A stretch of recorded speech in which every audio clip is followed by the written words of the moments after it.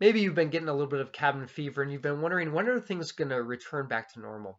When are they going to go back to the way they used to be? Maybe it'll even be by Easter. But then we hear the report that things are likely to get worse before they get better. And we come to the realization that we may still have quite the road ahead of us. It may be helpful to hear that God's people have been here before. In the Bible, God's people go through a rough patch called the time of exile. It actually happens in two different areas. In the northern kingdom of Israel, the Assyrians carried God's people away between the years of 740 and 722 BC. And then in the southern kingdom of Judah, the Babylonians carried God's people away between the years 607 and 586 BC.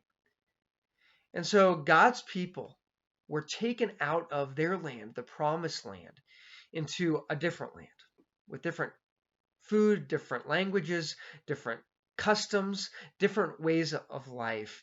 And you can bet that they longed for the old way of life, that they wondered, when are things going to get back to normal? When can we go back home? Well, in the midst of their situation, God uses his prophet Jeremiah to send the exiles in Babylon a message from him. And here's a portion of Jeremiah's letter to the exiles in Babylon. He writes this from God himself: "Build houses and live in them. Plant gardens and eat their produce. Take wives and have sons and daughters. Take wives for your sons and give your daughters in marriage, that they may bear sons and daughters. Multiply there and do not decrease, but seek the welfare of the city where I have sent you into exile, and pray to the Lord on its behalf.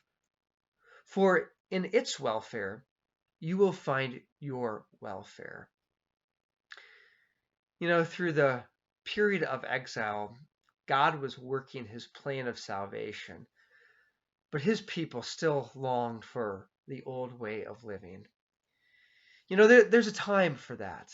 There certainly is a time to mourn the things that we miss, the things that they used to be like, and also to mourn the things that we had planned coming that we'll miss. But there's also a time to recognize the new reality and to look ahead.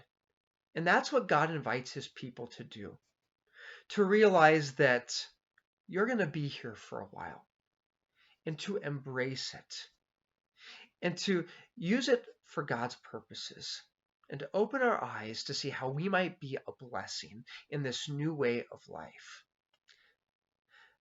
God may be inviting you to lift your eyes today into a new reality, to invite you to embrace it and to use it for his purposes, which he no doubt is working even through this.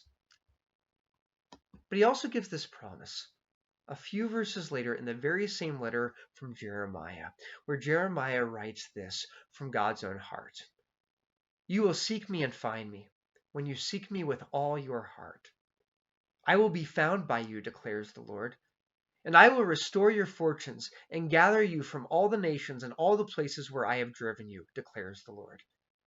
And I will bring you back to the place from which I sent you into exile."